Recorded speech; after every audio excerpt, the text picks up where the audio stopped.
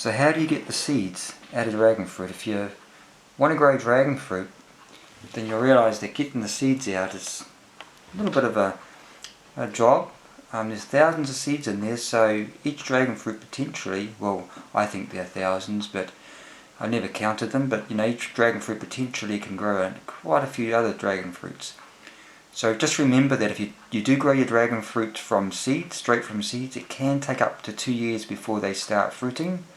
The faster way is to actually take some cuttings, but that's another video. So we've scooped out some of the dragon fruit. This is the red flesh variety, and you can see we've scooped out a little bit. So the first method you could use is just to scoop it out, put on a plate, grab a teaspoon, as you see here, and just slowly mush it up. You see, just slowly press into it. As you press into it, the flesh and the seeds start to sort of separate from each other, and then scoop the seeds to the side as you do it. That's right, just mush it and then scoop the seeds off to the side.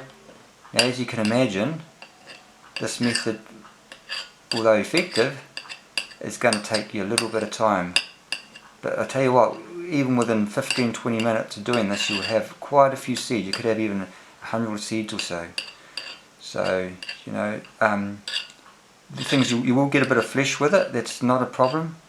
There's still going to be a little bit of flesh left over. What you do is you do that, and then you can just put the seeds to the side and then put them in another, maybe a little plate or something, and then you can leave them to either dry, or you can start the process of planting them straight away, and we'll show you how to do that in another video. So that's that method. If you want another method, maybe a bit quicker, well, it is a bit quicker than the method with the scooping them to the side with a teaspoon, is to grab something that has a fine gauze on it. Now you need a fine gauze, and we'll show you what that looks like. I've got a little teapot here. Anything you can use that has a fine mesh. Here you can see this is my teapot, and in my teapot you can see I've got a little strainer. That's exactly what you're after, and the strainer, as you can see, is quite fine because those seeds are quite small.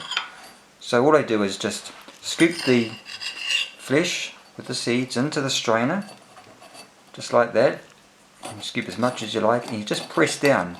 So what would happen is this is separating the flesh and the seeds. The flesh will obviously go through the strainer, but the seeds, you'll have the seeds left behind.